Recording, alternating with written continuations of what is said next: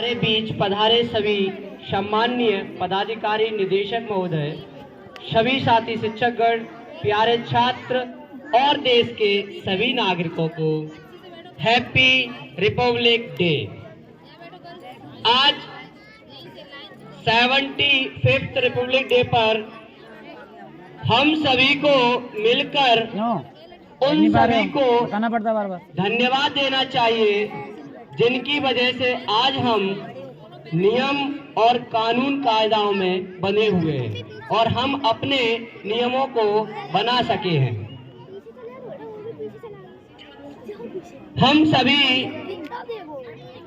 उनको धन्यवाद देना चाहेंगे जिन्होंने हमारे देश में न कोई छोटा न कोई बड़ा होने के लिए उनको ऐसा फील कराया कि कौन देश में बड़ा है कौन छोटा है। यहाँ पर सभी समान हैं। वो किस वजह से है? वो हमारे संविधान की वजह से है, क्योंकि संविधान का अर्थ ही होता है सम प्लस विधान। एक ऐसा विधान, एक ऐसी विधि जो सभी के लिए समान हो। यहाँ न कोई छोटा है न कोई बड़ा है। यहाँ हमारे देश के लिए, हमारे संविधान के लिए सभी एक बराबर है। हम इस गणतंत्र दिवस के शुभ अवसर पर थोड़ा सा अपने पालकों का ध्यान आकर्षण करना चाहेंगे अपनी ओर कि हमारे द्वारा जिस बात पर हम चर्चा कर रहे हैं थोड़ा सा गौर भर पाए। अभी हम इसमें बात करने जा रहे हैं, वो एक गाड़ी की बात करने जा रहे हैं। गाड़ी, एक ऐसी गाड़ी जिसमें 3 पहिए हैं। एक ऐसी गाड़ी जिसमें 3 पहिए हैं। आप लोगों के माइंड में कौन सी गाड़ी आ रही है 3 पहिए वाली? Very good. अब ये आपकी सोच पर निर्भर करता है कि आपने सभी ने ऑटो टेम्पू सोचा होगा, लेकिन आपको मैं बता दूं कि एरोप्लेन में भी 3 पहिए होते हैं। अब ये आपकी सोच है कि आपने उसको टेम्पू और ऑटो तक ही सीमित रखी है, बल्कि एरोप्लेन में भी 3 पहिए होते हैं। उनमें से आगे वाला पहिया हमारे स्टूडेंट है और पीछे के जो 2 पहिए हैं उनमें एक पालक है और एक टीचर्स है, एक पेरेंट्स है और एक शिक्षक है, टीचर्स है। अगर इनमें से एक भी पहिया खराब होता है तो एरोप्लेन नहीं चल पाएगी। इसके लिए आगे वाला पहिया है वो हमारे बच्चे हैं। इनको हम तभी आगे बढ़ा सकते हैं जब हमारे पेरेंट्स और टीचर्स का कोऑर्डिनेशन बहुत अच्छा होगा।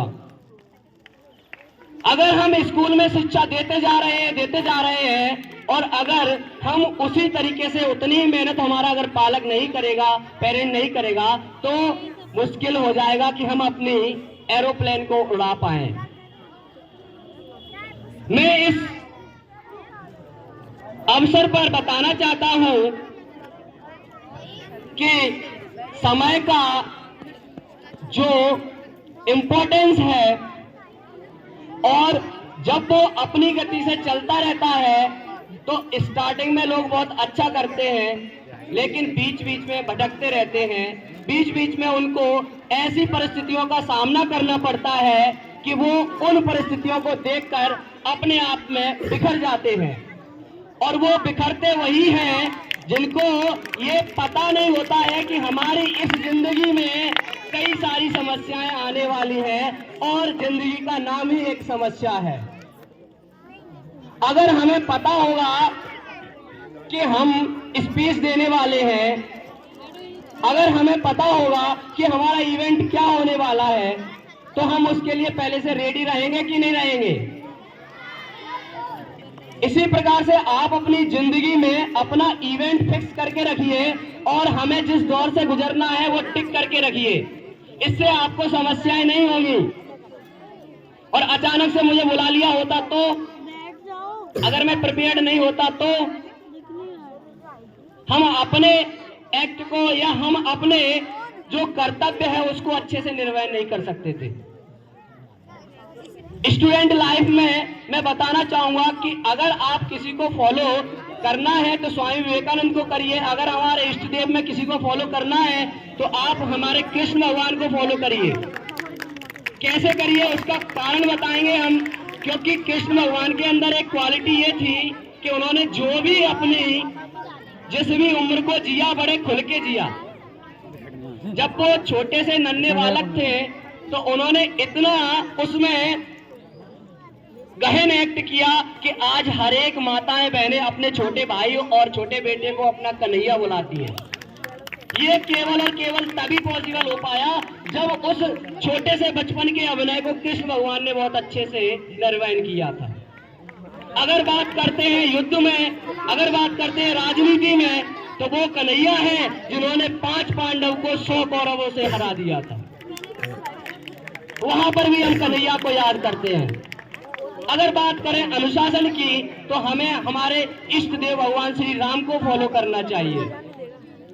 उन्होंने उस जंगल में जहां पर कोई भी नहीं है, वहां अपने भाई और अपनी धर्मपत्नी के साथ जाते हैं वन में, और उसके बाद वहां एक विश्व सुंदरी उस समय की रही होगी शूर्पणखा, मायावी शूर्पणखा आती है और भगवान श्री राम से कहती है कि मैं तुमसे विवाह करना चाहूंगी। लेकिन उनको मर्यादा देखिए, वो वन में गए थे, वहां कौन था? ना उन्होंने दशरथ जानते, ना तो दशरथ को वहां कोई जानता है, ना राम को कोई जानता है। कर लेते विवाह, क्या जा रहा था, ठीक है। लेकिन नहीं, डिसिप्लिन, मर्यादा जो उनके लिए सर्वोपरि रही, उसकी वजह से उन्होंने उसको ठुकरा दिया। उसके बाद वो लक्ष्मण के पास जाती है, क्योंकि जो लक्ष्मण थे वो भ्राता तो श्री राम के ही थे, तो उन्होंने भी उसको मना किया। लेकिन मना न कर, जब वो नहीं मान रही थी, तो फिर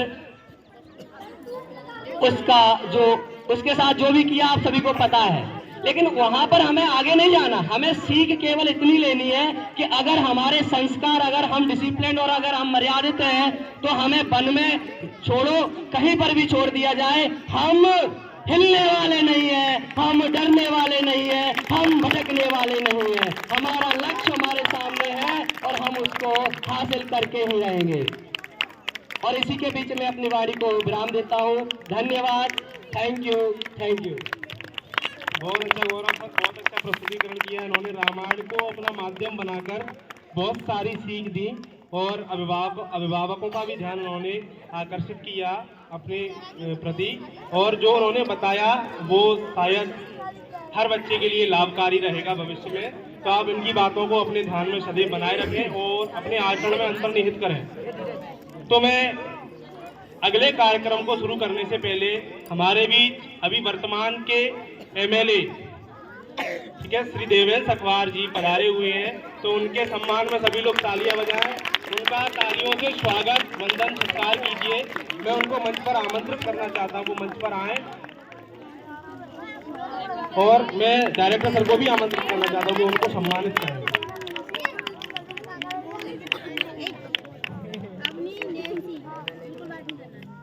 तो हम सबको ये बात समझनी चाहिए कि कोई भी व्यक्ति अगर कोई लक्ष्य को पा गया है तो उसके पीछे उसकी बहुत मेहनत होती है। जैसे हमारे बीच अभी ये एमएलए सर हैं, तो उन्होंने काफी प्रयत्न किया होगा, काफी ठोकरें खाई होंगी, तब जाके उनको लक्ष्य की प्राप्ति हुई है। तो उस प्रयत्न को उस कोशिश को आपको सम्मानित करना चाहिए। तो तालियां बजाते रहे सब, ठीक है।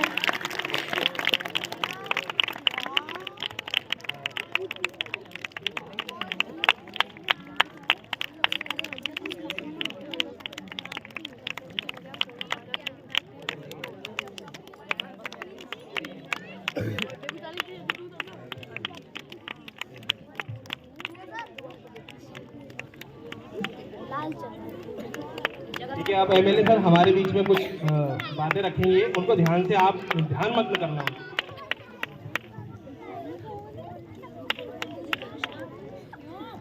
सभी परिजनों और गुरुजनों को मेरा प्रणाम। और प्यारे बच्चों, पहले तो आप सबको गणतंत्र दिवस की बहुत बहुत हार्दिक शुभकामनाएं। अभी मैंने एक भाई का स्पीच सुनी थी, बहुत अच्छा बोल रहे थे। मैं एक छोटी सी बात कहूंगा आप सबके लिए कि संस्कार वो चीज है जो हमें अपने माँ बाप और गुरुजनों से मिलती है। इसी से आप सब आगे बढ़ोगे। यही आपकी जड़ है, यही आपकी पूंजी है। तो आप संस्कार कभी न छोड़ें। जिस तरह से भगवान राम ने मर्यादाएं निभाई थी,